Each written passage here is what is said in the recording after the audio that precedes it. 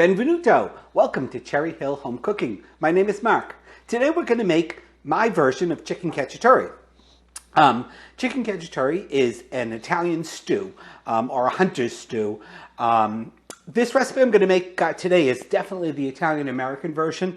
My grandmother didn't make it this way. My grandmother didn't use plum tomatoes, canned plum tomatoes with the purianum. She used just fresh tomatoes, and it wasn't quite as liquidy. But anyway, this is the version that most people know here in the wonderful United States. So I'm going to make you our version today. So of course it's chicken cacciatore. So of course we're going to need some chicken. I use about 10 pieces, okay? And you can break that up in any way that you want. You can break it up into, these happen to be thighs. So I've got chicken thighs. I do get with the skin on because we're going to brown this up and then braise it. So you want that chicken skin to be first crispy, and then it's going to get just this melty, wonderfulness when you eat it. And also this is bone in. I think the bones add a little bit of extra flavor to our finished product. I also got some chicken breasts. These are boneless ones because it's hard to find just half a chicken breast without, cut. So these happen to be boneless ones. Sometimes I use legs. Anyway, point is, you can use any cut that you want. You can use bones, bone in, bone out. It is better if you get skin on. And I like about 10 pieces for this recipe. Now, this is a big recipe. This recipe is going to feed, say, 5 to 10. 1 piece per serving would give you would serve 10. Of course, 2 pieces per serving would give, one piece per serving would give you 10 servings. 2 pieces would give you 5. If you want to cut this recipe in half, cut it in half, and that will do, that'll serve 5. Okay, so anyway, so we've got our chicken. Next thing we're going to need is some nice bell peppers. All right, I've got orange, red, and yellow because they had some really attractive ones at the supermarket yesterday. So that's what I picked up. You can use any color. You can use one color, combination of colors. I usually use green in this, but they didn't have green in the bag. So we're using orange, red, and yellow. Then we're going to need at least 1 large sweet onion. We need 5 cloves of garlic. These are really big cloves. So you see I've only got 4 in there, but those are really big cloves of garlic. One of the things I think is important in this recipe is the plum tomatoes that I use. Now, these happen to be my favorite plum tomatoes for this particular recipe. You'll see they're plum tomatoes, Italian style in puree with sweet basil. So it already has the basil in the sauce, and it's a sweet basil, so it gives a little bit of sweetness in the background. Now, if you prefer not to, if you can't find the with sweet basil in it, or you prefer not to use sweet basil, certainly just get the regular plum tomatoes and get yourself some fresh basil.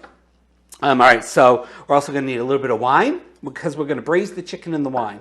Again, as we've said with wines, you don't need the best wine in the world, but you want it to be at least a wine that you would drink. We're going to need about a cup of that. Then we're going to need some good old olive oil, my favorite kind of olive oil. For spices, there's not a big list of spices because there's salt and pepper. And then there is thyme. Now, I've got dried thyme here. I certainly would use fresh thyme if you've got it. Sometimes the fresh thyme, it's if I'm not using a lot of it in a particular recipe, I find that, I'm buying several sprigs of fresh thyme and they're going to waste. So I'm going to use the dry. We need oregano. So we got our oregano. Now, this is optional. I'm not going to put this in ours because Wade doesn't particularly like it hot. But these are some red pepper flakes. My grandmother did put this in hers. You can add them in to taste. Of course, also olives. Now, my grandmother did not use olives in hers. I have used olives in this recipe, which I love, and I get the black pitted olives that have been marinated in olive oil. But also, Wade doesn't really like olives, so I don't put the olives in them. So, but I would say olives are not particularly traditional in any kind of cacciatore. I haven't seen another traditional Italian cacciatore recipe that calls for olives. Sometimes you see them with mushrooms in them as well in recipes out there. Again, I've never seen them in a particular Italian recipe for chicken cacciatore with mushrooms or olives. Okay, that's all of our ingredients. Let's get cooking.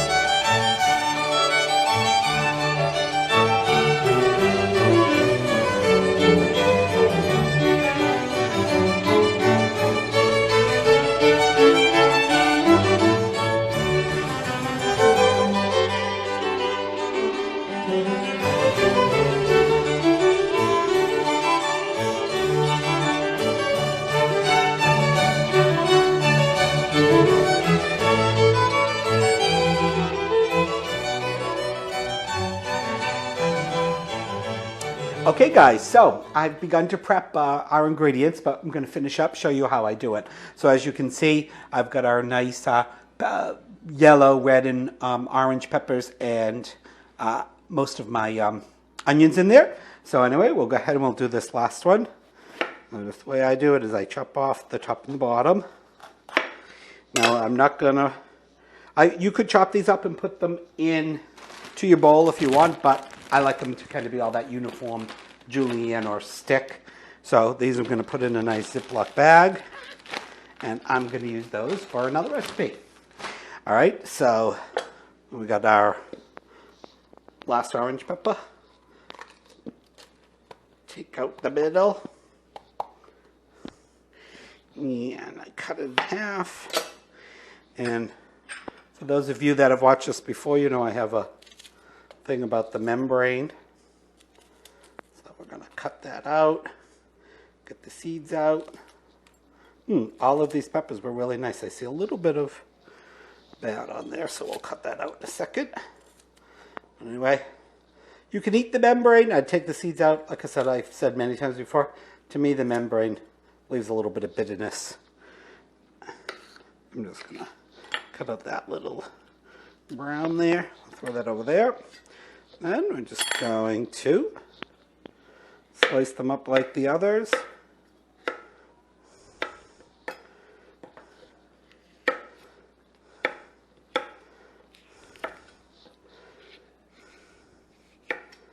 Of course, I've washed these, dried them.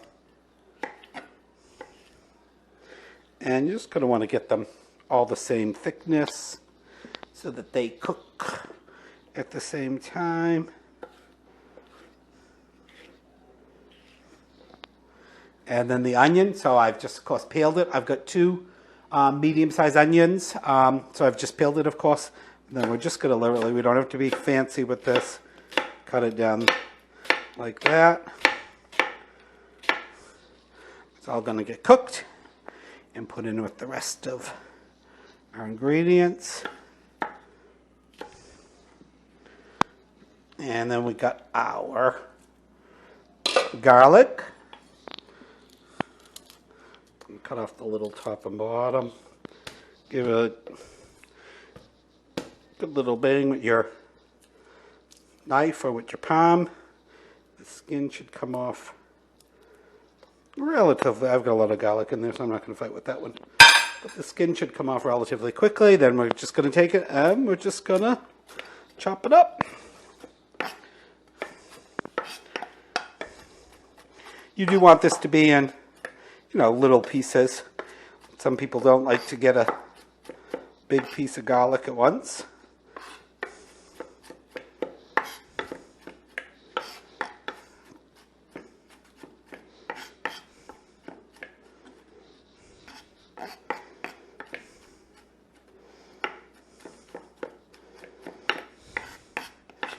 You kind of put it back in a pile and go back in and just let your knife do the work.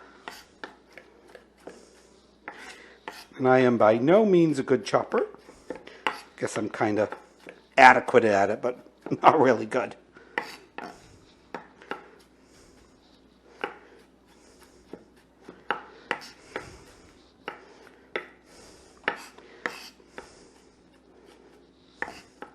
And that's all there is to it. That looks pretty good. Put it in our little cup so we have it when we need it all in one place. Watch out for your knife.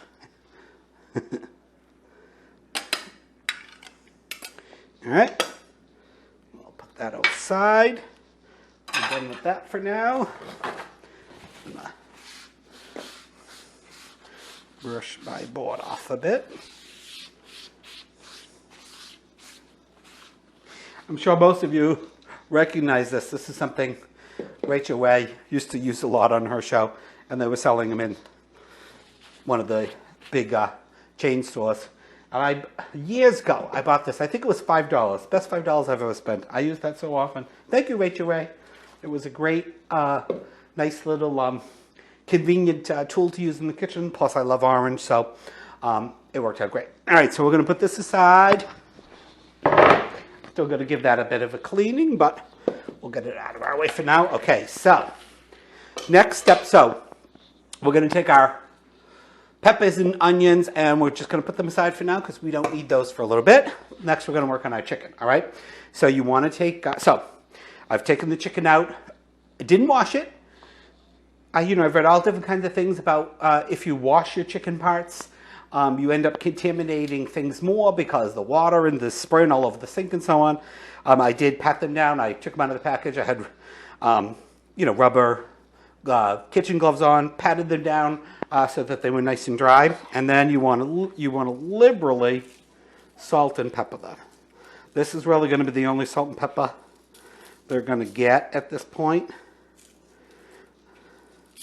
So that looks like a lot of salt, but really isn't, because that's going to. Oh, it looks like it didn't get any at all. A lot of that's going to come off in the frying process.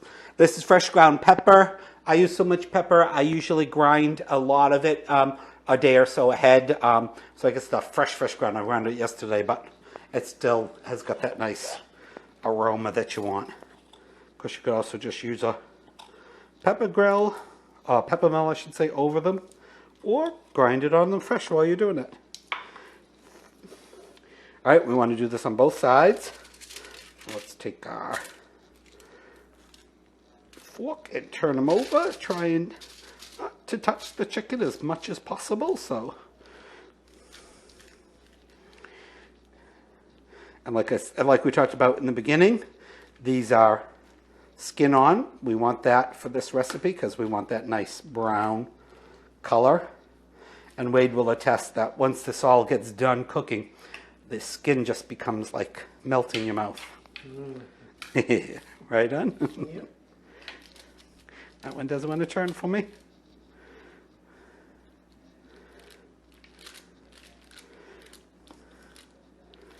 Come on. Didn't hit the counter. All right. Put that aside for now, and we'll salt and pepper these.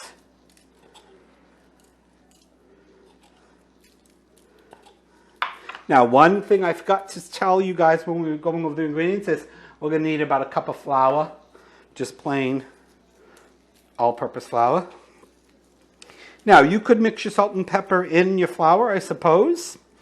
This is the way my grandmother did it, so that's the way I do it. All right, that should be enough. Put that aside. All right, so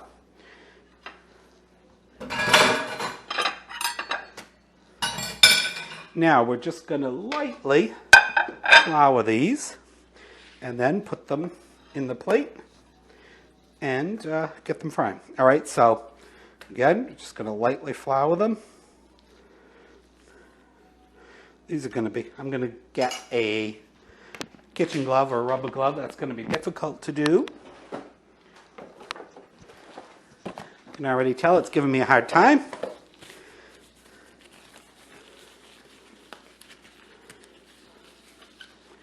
Again, this will just help stop some of the contamination. All right, so again, we're just gonna take it in. You don't need it to be really, really heavy on there, but you want to give it a nice coating.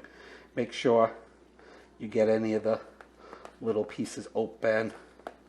And this is a messy process. Nothing you can do about it. And then put it on your plate. And that can sit there until we get them all done.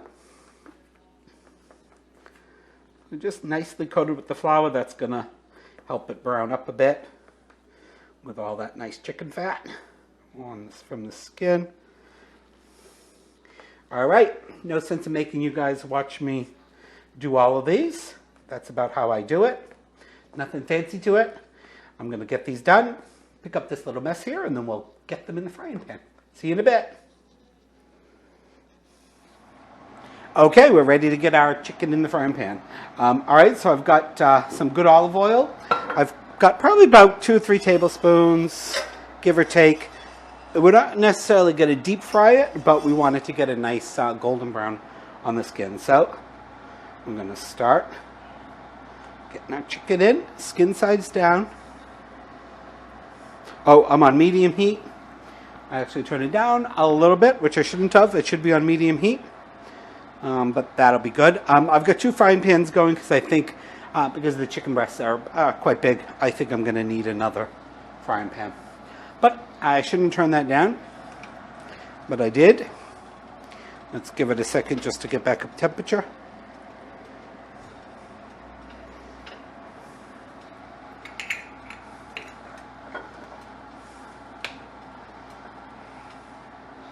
Okay, that's a little better. All right, so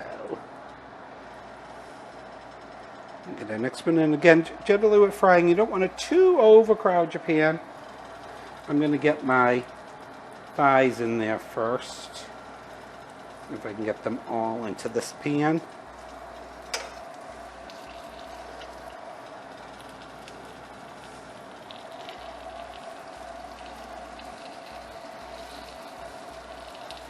There we go. Now we're sizzling. Oop. Skin side down. Get in there.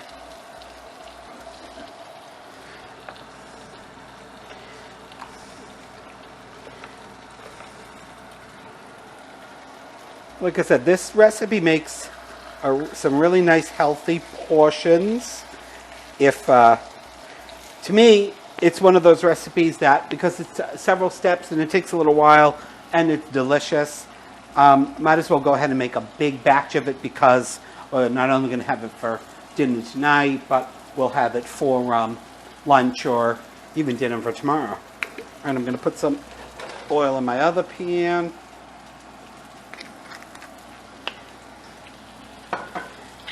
And I also turn that one down.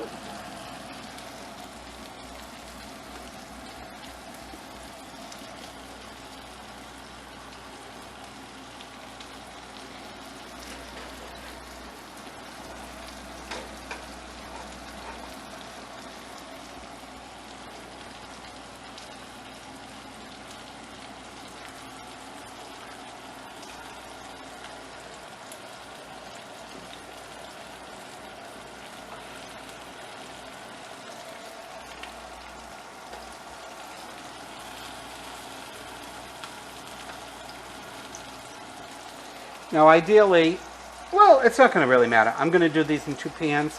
Part of the deliciousness of this recipe is it's going to braise in the wine, but we can easily put wine in both pans. All right, so we basically got those in there. Let's throw this last one in, or this next to the last. All right, so that's basically, we've got our chicken in there frying. I will put this one in, but I'll wait till those ones are done and I'll throw that in there. This whole process, the frying process, is going to take a good 5 minutes. Again, remember, we're looking for a nice golden crisp on both sides. So we'll be back and show you what it looks like. Like I said, it's going to take a good 5 minutes. Okay, guys, so we've been frying on medium, a little bit, maybe a little bit more than medium heat for just about 5 minutes. You can see, look at all your pieces, nothing's sticking to the bottom, right? So that means you've got a nice crust on it. So, whoops, and there you go. Beautiful golden brown. I'm going to take that and get that nice color on the other side.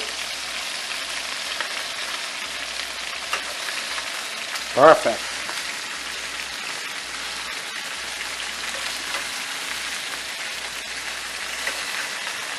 And let's see our chicken breast. Even though there's no skin, we did get some nice color on them. Okay. All right, so I'm going to go right to about medium on those right now. Now, as I said, that's going to take a good 5 minutes. All right, you can't rush it, but we're not looking at fully cooking the chicken. We're looking at getting it nicely brown. It's going to begin to cook it because this is all going to cook in the oven in this stew for an hour. So that'll make sure that your chicken is gone through. All right, we'll be back in another 5.5 minutes, and we'll take a look and see what the other side looks like. Okay, guys, it's been just about another 5 minutes, and you'll see we're nice and golden brown on the other side, and our nice and golden brown there. All right, so now at this point, we're going to turn our heat to low. All right, and then I've got some nice Pinot Noir, just a red wine. Like I said, it doesn't have to be the best wine in the world, but if you wanted to take a slug of this bottle, it would be really tasty too right now. But anyway, so we're going to need probably about a cup of wine, depending upon how concentrated you want the flavor. And remember, the wine's gonna, any alcohol is gonna burn off. So we're gonna take this and we're just gonna pour.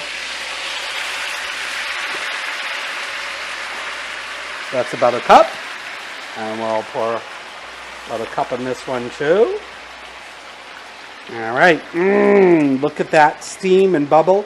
That's doing exactly what we wanted to do because we want this to reduce down. I'm going to put a splash more in because that's already looks reduced to me.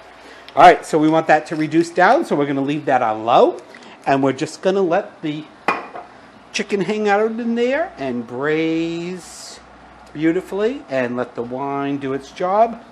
Get all that beautiful flavor in there. All right, low. Let it evaporate, and then we're going to go back over and start on our sauce. See you over there.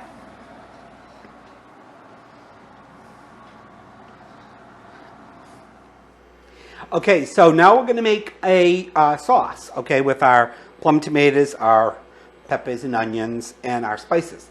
Now, the good thing about this recipe is this is not a sauce that's going to cook for hours and hours and hours. It goes together really quick with not too much fuss.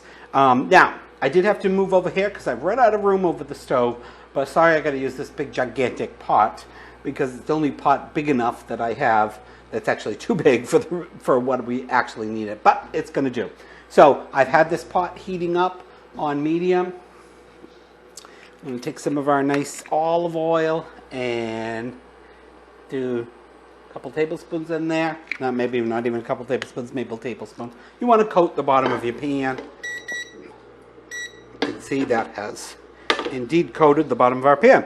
All right, so then we're going to take all of our beautiful peppers and onions and get them in the pot.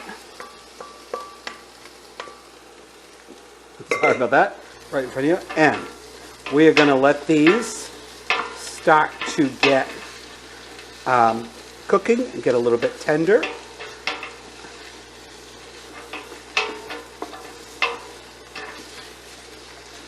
All right, I'm going to let those cook for a good 2-3 minutes, and then we're going to just kind of stay by, give them a little stir every now and then during this little 2 or 3 minute process. Just to make sure we don't want them to stick or anything to burn.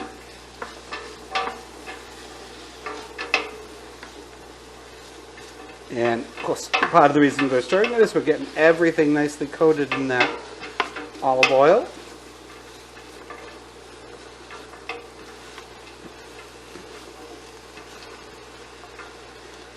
I'm going to go up the heat a little on this just because this is such a big pan. And we've got, instead of, a single layer in a smaller, wider pan, we've got, you know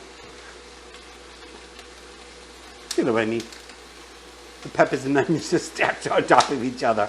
So it's a little thicker than if they were spread out. And I'm going to show you a technique. There's really no easy way to get our tomatoes in there and get them kind of crushed up a little bit.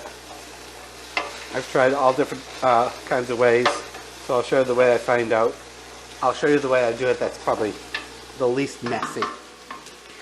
All right, I'm going to put a little bit of salt in here just to kind of get the moisture out of the veggies.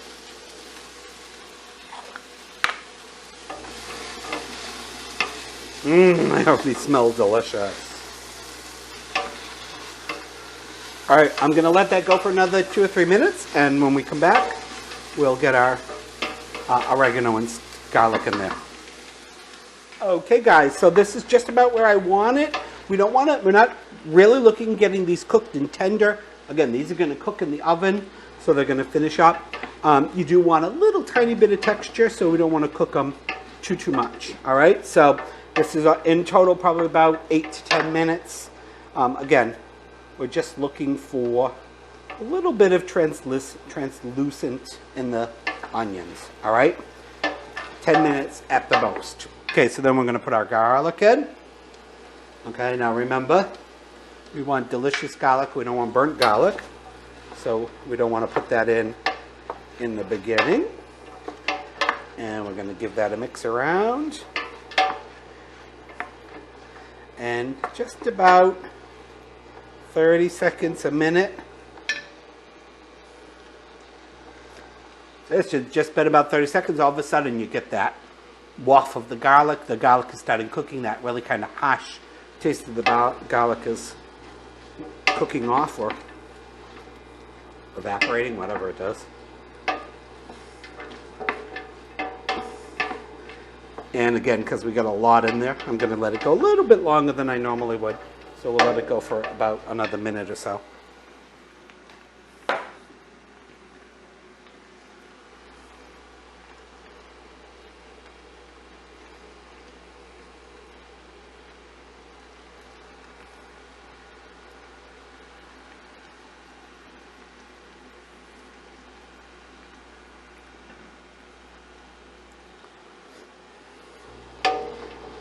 Oh, between the braising chicken and the wine and the garlic, oh my God, it smells so good. Yeah.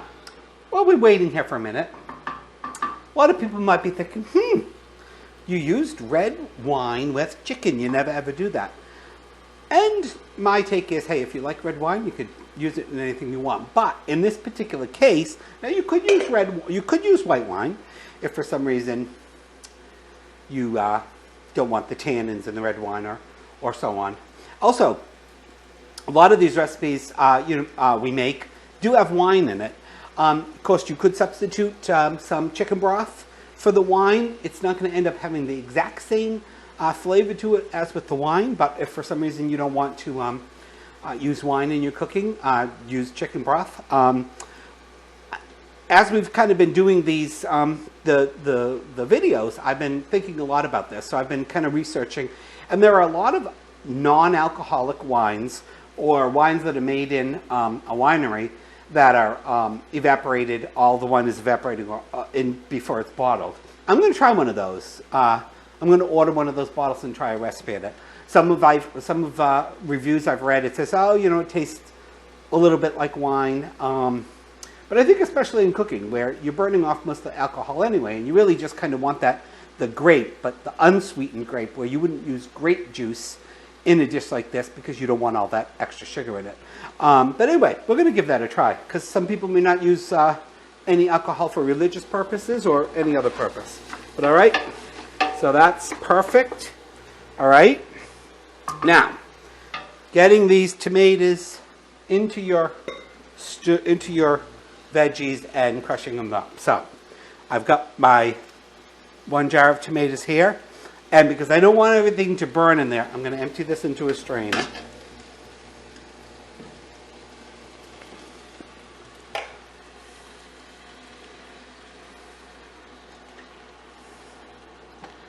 All right, so let's get some of that in there so we get our veggies start cooking. All right, and then I'm going to take my bowl that I had my peppers in, and I'm going to put the rest of those tomatoes in there. And we'll get the other one in there.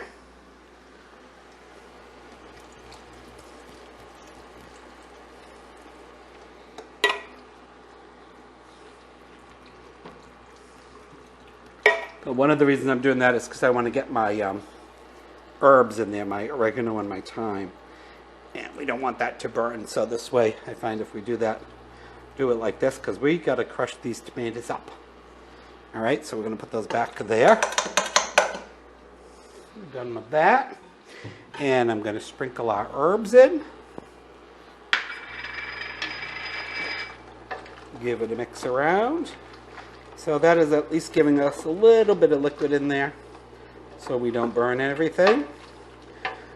All right, and I'm going to turn our heat down for now to low. All right, even though I have washed my hands, I'm going to give them another quick wash.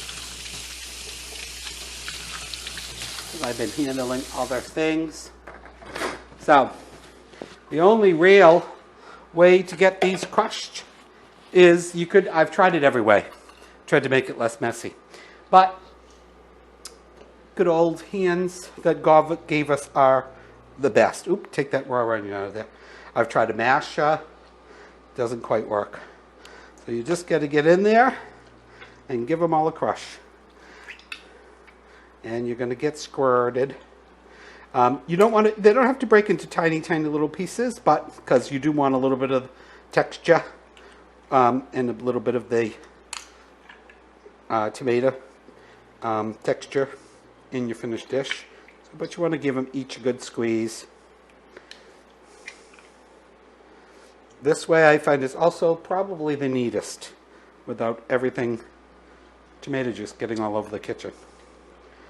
You can control it a little bit more in the bowl.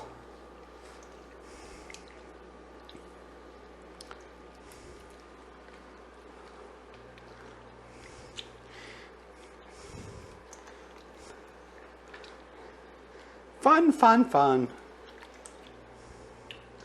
Like I said, you don't have to crush them completely, but get each one burst.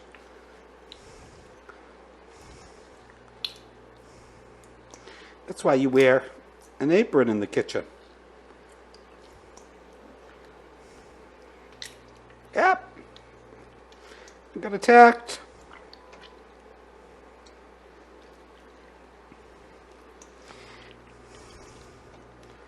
All right. Very good. See, we've got them all broken up. Like I said, we want some nice pieces still left in there because we want those. I just wash my hand off.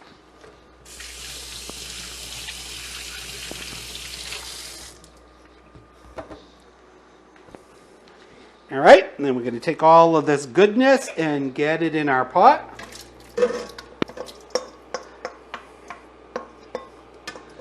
Get every bit of it out. All right, there we've got our sauce for our chicken cacciatore. Now again, this is not a sauce that's going to cook for hours and hours. We're going to put this on medium, over medium heat, and just kind of let it do its thing. For about 10, 15 minutes, absolute longest, but 10 is good. All right, we're going to just clean up this mess a little bit. We're just about done with this. When we come back, we'll put everything back together, get it in the oven.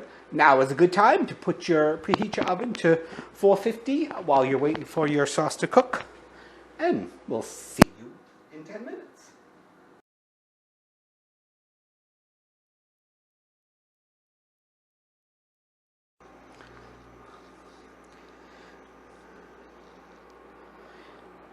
Okay guys, I'm gonna just taste our sauce for seasoning. It's been cooking for about just a little over 10 minutes. Give it a little taste.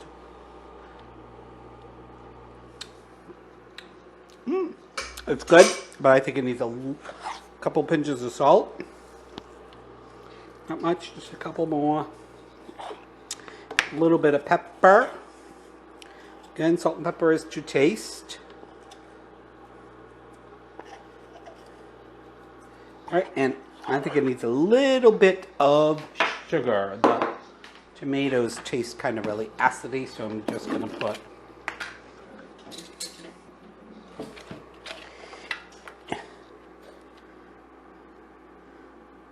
about a tablespoon of sugar in there. That will bring everything together.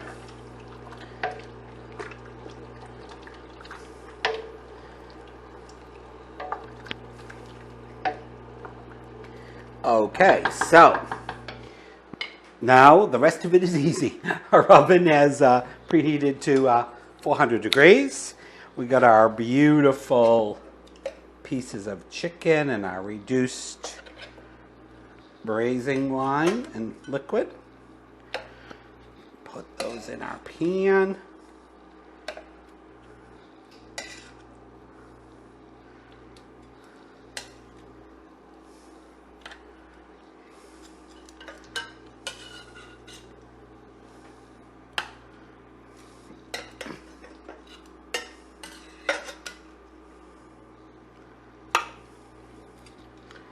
Yeah, we got our breasts.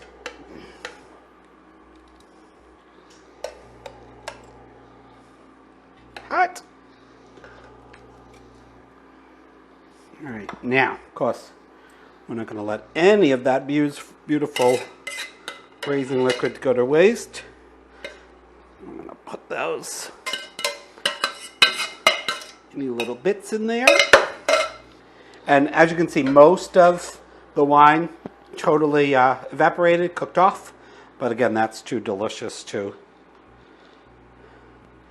throw out. So we'll put those in there. Okay, now this is going to be fun, getting this big pot. So basically, what we're going to do is we're going to empty this big pot into this pan.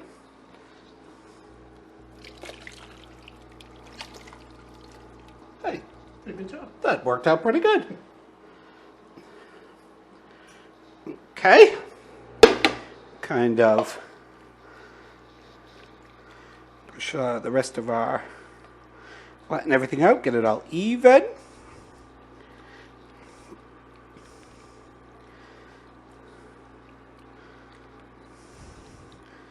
Okay, so this is going to go into a 400 degree preheated degree oven for an hour. Middle rack.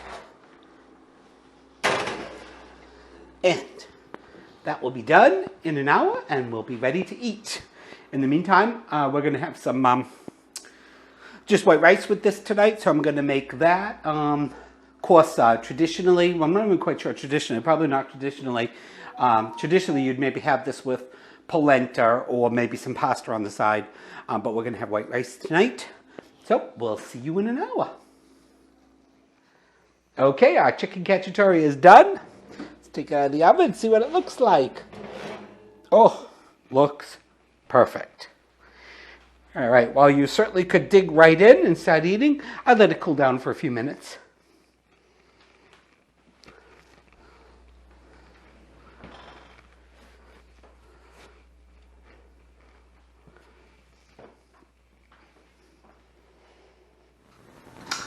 Okay, we're just about to have our dinner and give our chicken cacciatore a taste.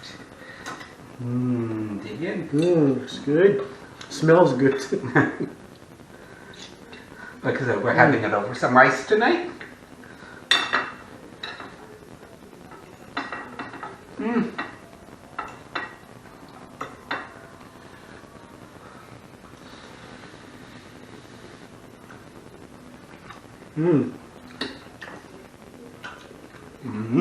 It's delicious. It's good.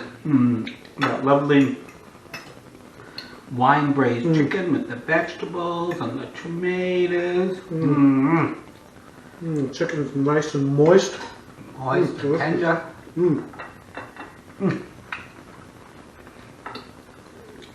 Delicious. Yes. I don't know if I ever finished my thought about the red wine, but one of the reasons you use red wine in this recipe is because you're pairing it with the tomato sauce. And of course, when you pair something with tomato sauce, you want to have a really deep-bodied, flavored wine. So, but you can use white wine if you so choose. Delicious. There you go. Yep. There you go. Boy. Doing all the behind-the-scenes work. Thank you so much for watching. I hope you have enjoyed watching us as much as we've enjoyed making this video for you. Any last words? Yep. Please like the video, subscribe, and check out cherryhillhomecooking.com. Thank you. Ciao. Bye. This falls off the bone. Careful, careful. Come on. Taste. Rice.